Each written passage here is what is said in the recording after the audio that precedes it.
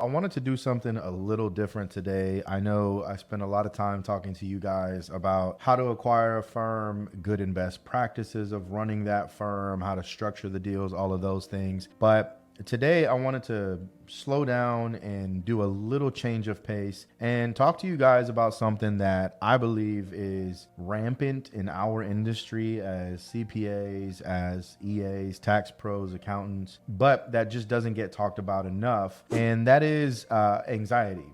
Personally, I deal with anxiety quite a bit. I'm no different than anybody else. I'm no different than you. I struggle with it. And sometimes what I've learned about anxiety is that it can really snowball. So I wanted to talk to you guys about a book that I've been reading and kind of the roadmap that I've been using that can maybe help you when inevitably sometimes those thoughts, those fears, those worries, the stresses of being in our industry and always feeling like we got to be perfect and we can't mess up. All of those things can snowball, what I call snowball, and they can really overwhelm you and quite honestly cripple you at times. How do we deal with that? So I wanted to talk a little bit about that. Let's jump into it.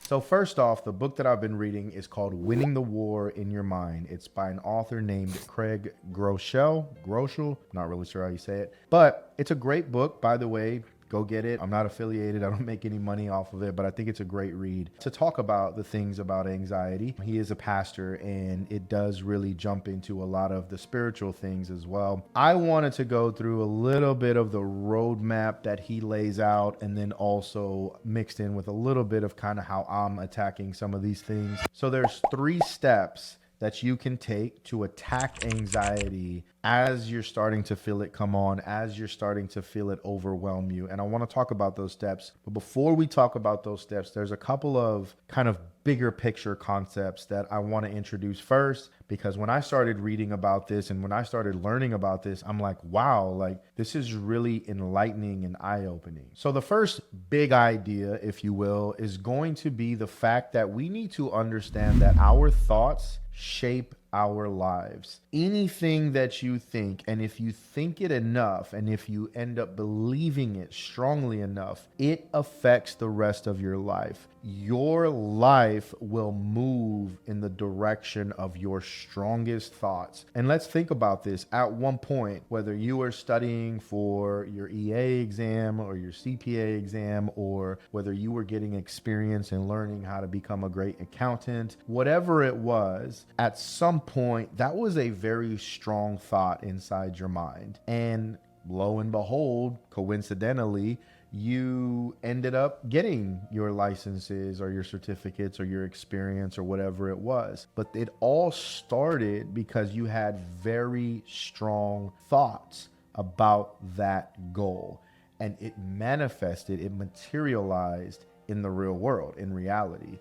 So I think we need to start there. Like, it starts off with what you think. And if you think something enough times, then you end up believing it. And when you believe something, now it starts to affect how you feel, good or bad. And then after it affects how you feel, now it's going to affect how you act outwardly in the real world, day to day, the actions that you take. So we need to start with big idea number 1, which is your thoughts shape your life. Some of this might sound cliche, but I really want you to kind of just allow yourself and let this sink in, because it is very powerful and it's very important that we start with not underestimating the power of your thoughts. So let's start with that big idea first. The second big idea is that your feelings are real. Like, nobody can deny that you feel scared or overwhelmed. How am I going to meet payroll this week? Or how am I going to get all these clients done this coming week? There's just no way. Or a client just got a letter and now they're really mad at you. And your feelings are real. You feel like, uh-oh, this is it. Everything's about to implode on itself, right? So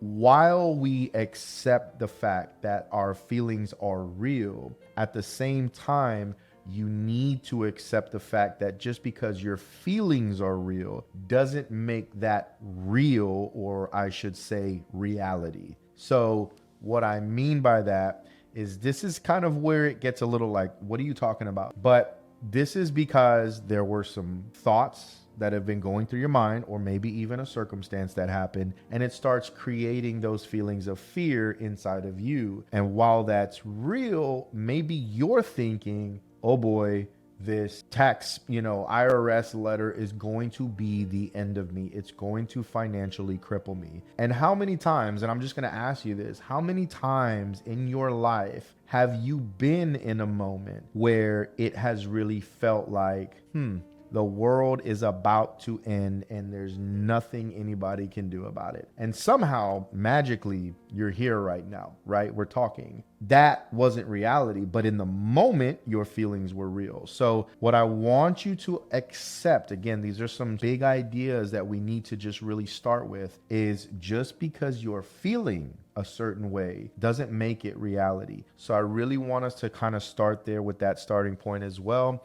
Just because it feels threatening or it feels like it's the end of the world doesn't mean it is the end of the world. Let's kind of take that as our big idea number 2, and let's move to the final big idea number 3. Now, I don't want to nerd out about like chemicals and science and anatomy and the brain and all these things. I don't know a lot about that stuff. But what I've been learning is that there are 2 parts to your brain, and there is one called the amygdala. How's that for a Scrabble word? I'm going to put it right here for you so you don't even have to go Google that. I guarantee you spelled it wrong at first, but just like I did. But there's the amygdala, and then there's another part of your brain called the prefrontal cortex. I'll put that word here as well. But those 2 parts of your brain do 2 very different things. So let's start with the amygdala. The amygdala is the part of your brain that goes into fear mode. It's like the fear center immediately and for anything and everything. Unfortunately, the amygdala is kind of like a child. It cannot really discern when the fear should be cranked up and it's valid versus when the fear is not valid. So a perfect example that I'll give you is if you're walking down the road and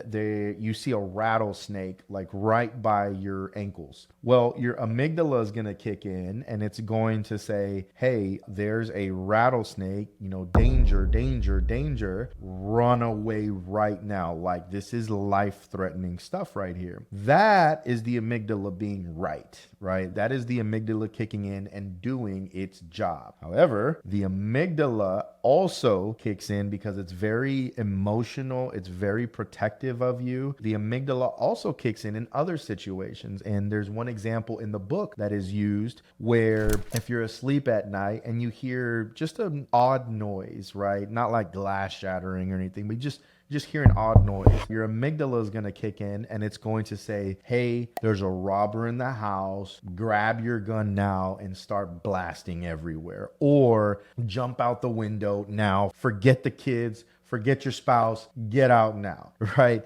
However, usually 99% of the time, it's nothing, right? Maybe it was, if you have dogs or cats or something, maybe it was one of them moving around. Maybe it was a child moving around. Maybe it was something like that, right? So unfortunately, the amygdala is going to fire off these red flags, these warnings, the world is ending feelings to you no matter what. Now, contrast that to the prefrontal cortex. The prefrontal cortex is more of where your logic comes in. And I think all of us in our industry, we tend to have very strong prefrontal cortex when it comes to other things, not us. And that's the trick right there. Because again, the prefrontal cortex, because it's very logical, it's like your logical older brother or cousin or something like that, right? Or your uncle. It's somebody that's going to knock some sense into you. So in the example of you heard a sound in your house, the prefrontal cortex is going to kick in and it's going to say, hey, wait a minute. Like more than likely it wasn't anything at all. Like I think we need to chill just a little bit. However, unfortunately, because the amygdala is the first thing that kicks in, and because it's a fear center, if you will, that usually tends to override every other feeling that we have. And so now we're sitting in bed like, oh my gosh, like I think I do need to jump out of the window right now. I think I do need to get out of here right now. This is our kind of our big idea, number 3, the final one. But we need to understand that there are parts of your brain that are working differently. And just because you start to think and start to feel that little bit of, uh-oh, this is a dangerous situation, or the world's going to end, or depression or anxiety or panic or whatever it is, we need to stop right there, and we need to kind of say, wait a minute, I think that might be in my amygdala kind of firing off first. Let me bring in my prefrontal cortex and kind of say, wait a minute, like, is this, kind of check me here, right? Sanity check me. And the prefrontal cortex, I guarantee you, 9.5 out of 10 times, it's going to be not that big of a deal. But unfortunately, the amygdala is like a child, and it cannot tell the difference. We need to be wise enough to understand that, right? So now that we've talked about those 3 kind of big ideas, I want to jump into the 3 steps that I've been using that have kind of been helping me stop those snowballing, anxious, and panic attacks and thoughts that start going into my head. And I hope that these can help you apply it to your situation. That way you can calm down, relax, and chill out just a little bit, because we can't live our entire lives being anxious. That's not what God made for us. That's not what He intended for us. That's not how our lives, quality of lives, were meant to be. And when we always feel like that, now, I don't know about you, but me, now I start maybe becoming more insecure, or more irritable, or more angry, or more distant, or more closed in. We can't live like that. So let's talk about these steps and how you can attack these things as the snowball is starting to happen, before the snowball gets so big that it's out of control. And by the way, I do want to mention that a lot of this book and what I'm telling you is faith-based, and it's embedded in God. And we do need to understand that there are truths and promises, good promises, that God has made for us, that we need to lean on when those thoughts are happening. We need to lean on the fact that God tells us, hey, I know the plans I have in store for you. I have good plans in store for you, right? So these are just some of the things that we need to think about as we keep moving forward. But let's get into step number 1. So step number 1 is to think about what you're thinking about, identifying the thoughts. I'll be honest with you, this was a very new concept for me. I guess, just going through life, how fast life comes at you, I never really stopped and said, I'm thinking about A, and then I pause and say, why am I thinking about A? That was kind of an aha moment for me, if you will. And I think it's pretty powerful, because before you get into, I feel a panic attack, I feel anxious, I feel anxiety coming on, before we get there, because that's kind of the end result, the symptoms of what's happening in that moment, before we get there, we want to ask ourselves, wait a minute, what is the thought that I'm believing right now? So step 1 is to identify the thought, to think about what you're thinking about, catch it, right? So I'll give you an example. If I'm in a moment of overwhelm and panic attack, and I start feeling like, oh man, I have this to do and I have that to do, and how am I going to make sure that gets covered? Or what about when this happens? Or we just had a big issue with a tax client or something like that, and how am I going to get all this done? And the future just doesn't look bright, or whatever it may be at that point. I need to stop. I need to ask myself, okay, I'm feeling the anxiety, I'm feeling the panic right now. What are the thoughts that are making me feel that way? Remember, the anxiety is a result, a symptom. It's not the real issue. If you have headaches every single day, that's the symptom a lot of times. Yes, I can take Advil or whatever, but that's only going to fix my symptoms. The real question that the doctor would ask you is, let's look into why those headaches are happening every day. So thinking about what you're thinking about when I'm in that moment and I'm saying, wait a minute, okay, is the world truly going to end if this one project doesn't get done on time, or if this one client, if I have to file an extension for them or whatever it may be. No, it won't, right? So I think first things first is we have to identify the thoughts that are causing the anxiety, right? So as you're moving forward, as you're starting to feel like that, start to try and assess, this is the thought, and this is the thought, and this is the thought that's making me feel that way. Because remember, one of our big ideas is just because you're feeling something doesn't make it reality. And that's very important that we keep that in mind. Let's go to step 2. So step 2 in dealing with the anxiety is replacing that thought that you have now identified. So in the moment of the overwhelm, for me, it's again, the world is going to end if I'm not able to get these very complicated tax resolution issues handled. Maybe they were my fault or the firm's fault or whatever it may be. I need to catch that thought, and then I need to replace it with truth. Now, there's 2 things in the workplace we can replace the truth with. In my example, do the abatement process. They're a first-time abatement. It's gonna fly through, no problem. Just because it seems like a big issue right now, you're more than likely okay. Just get the abatement process started or whatever, right? Like, that's catching the thought and replacing it with truth. Now, on a more spiritual level, as I mentioned earlier, when you start feeling thoughts of depression or feeling worthless or feeling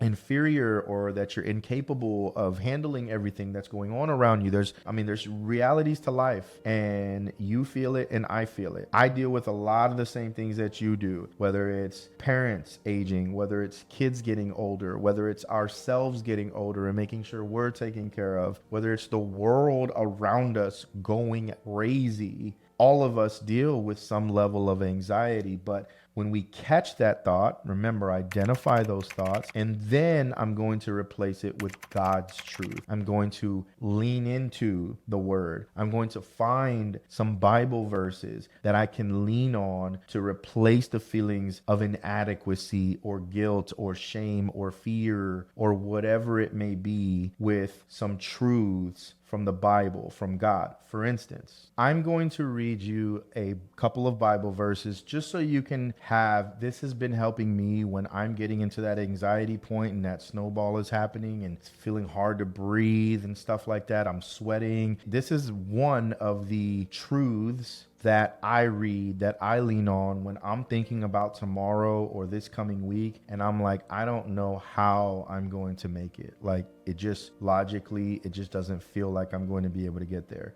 Identify the thought, catch it, think about what you're thinking about, identify it. Now let's replace it with the truth. I'm just going to read Matthew chapter 6, verse 25 through 34. And it says, and this is Jesus talking to us. I mean, he was talking to the disciples, but he's talking to us in the word. And it says, therefore I say to you, don't worry about your life, what you'll eat or what you'll drink, or about your body or what you'll wear. Isn't life more than food and the body more than clothes? Now, that verse 25, when he says worrying about what you'll eat or what you'll drink, to me, what that says is worrying about how I'm going to pay the bills, worrying about how I'm going to put food on the table, worrying about how I'm going to make sure that my kids are safe in this crazy world. All of those thoughts, that's what he's talking about right here. So let's get to verse 26. Look at the birds in the sky. They don't sow seeds or go work and harvest grain and gather the crops, yet your heavenly Father feeds them. Aren't you worth much more than they are? Who among you, by worrying, can add a single moment to your life? That one really hit me. That's verse 27. It's like, do you think worrying at all will add any days to your life? Absolutely not. If anything, you might shave some days from your life. That's deep. That hits. And that hurts, honestly. We need to think about that. Verse 28, and why do you worry about clothes? Notice how the lilies in the field grow. They don't wear themselves out with work, and they don't spin cloth. They don't work. They don't do anything. But even King Solomon, who was like the richest and wisest king ever in the Bible, and all of his splendor wasn't as beautiful as the lilies that grow in the field. And then verse 30 says, if God dresses the grass in in the field so beautifully, those lilies he was talking about. Even though the grasses and the lilies are alive today and tomorrow they're dead or they're gathered up and thrown in a furnace for fuel or something like that, won't God do much more for you, you people of weak faith? Ouch. Kind of calling us out there. Verse 31, I only got a couple more here. Therefore, don't worry and say, what are we going to eat? What are we going to drink? What are we going to wear? And I'll jump in there and I'll say, how am I going to pay the bills? How am I going to put food on the table? How am I going to get out of this financial crisis that I'm in? How am I going to get out of this health issues that I'm dealing with? All the worries. He's saying, don't worry about all that. Your heavenly Father knows that you need them. Instead, desire first and foremost God's kingdom and God's righteousness, and all these things, all the things that you want. He's saying, seek me first, desire my kingdom first, and all those things that you want will be given to you as well, because God loves you more than he does those beautiful lilies in the field who somehow still are out there and getting provided for. It's more than the birds that fly around who somehow still he provides for them. He loves you more than any of those things. Do you think he's not going to take care of you? He's trying to give us that peace of mind that I'm talking about. Finally, the last verse says, therefore, stop worrying about tomorrow, because tomorrow will worry about itself. Each day has enough trouble of its own. And that is just a group of verses that when we're talking about these 3 steps, step 1, identify the thought. Step 2, replace it with truth. This is part of my truth, and I hope that maybe it becomes part of your truth so that you can learn how to deal with all this overwhelming anxiety that I think a lot of us deal with, but a lot of people just don't want to admit it, right? So let's move on to step number 3. And finally, step number 3 is repeat this process until it is hardwired and rewired in your brain. The book talks about ruts, okay? And there's neural pathways in your brain that have created ruts, and it's very easy to just stay in those thought ruts, if you will. He talks about these places, I guess some of these tropical places like Hawaii, they have really heavy rains, and there's a lot of places that have dirt roads. Well, when these rains come, it creates all that mud. Of course, people are still driving back and forth. And he said there's these signs that will say, hey, choose your rut wisely because you will be on it for the next 60 miles or whatever it is. And the purpose of that example is to tell you sometimes when you're in a rut, it is extremely hard to get out of it. But that rut was created by a lot of different activity, the same activity in the same path in the same way again and again and again. So those ruts, we need to learn how to rewire them, which is what we talked about in step 1 and step 2. And now it's just going again and again and again. And I'll be honest with you, I've probably had to do this, dozens and dozens of times in a day. So don't feel bad. Like this isn't something that you're going to do one time and poof, you're like, you've overcome anxiety and you're just this, ultra peaceful Zen-like type of individual now, right? It's not going to happen that way. You're going to have to do this again and again and again until you create new ruts, mental ruts in your neural pathways to the positive truths that we've been talking about, right? So those new defaults only become defaults through repetition because right now it's very easy for you to default to the panic, to the anxiety, because you know what? Little by little, all throughout the day, you don't even realize it. It's happening. You might be on your computer crunching some numbers on a spreadsheet like we do, and then you're like, in the back of your mind, you're like, I don't know how I'm going to do this. I don't know how this is going to happen. This is going to fail. What if this blows up? Man, it's about to all end, blah, blah, blah, blah, blah. You don't even realize that the ruts that you're creating in your brain. So keep this in mind, like it's going to be a repetitious game day in and day out. But I promise you at some point, and I'm starting to feel it in my own life, honest, I'm just being very vulnerable with you. I'm starting to feel a little bit of light at the end of the tunnel. I'm starting to feel like there's some things where I'm able to slowly start focusing more on the truths than the anxieties, the worries. right? So I guess in closing, look, again, anxiety, it feels real because your feelings are real, but that doesn't make them reality. You have to go through the steps, identify the thought, replace it with truth, keep repeating.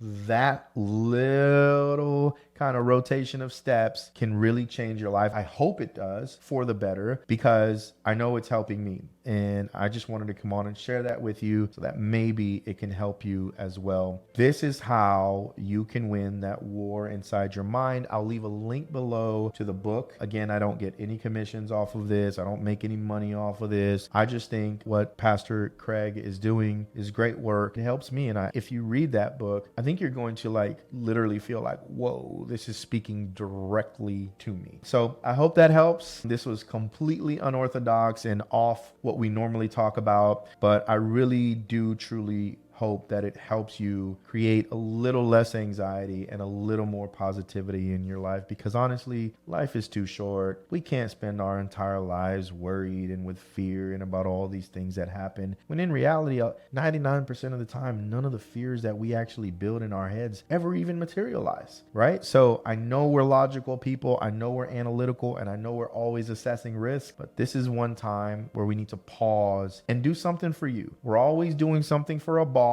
or for clients or for family or for all of that other stuff. But this is one time where I want you to do something for you to improve your life, to make you better. And when you do that, you're going to start feeling everybody else around you feel better and blessed and so on and so forth. So I pray to God that this helps you along your journey. And remember, it's a cruel world, but we're better together. We'll see you later.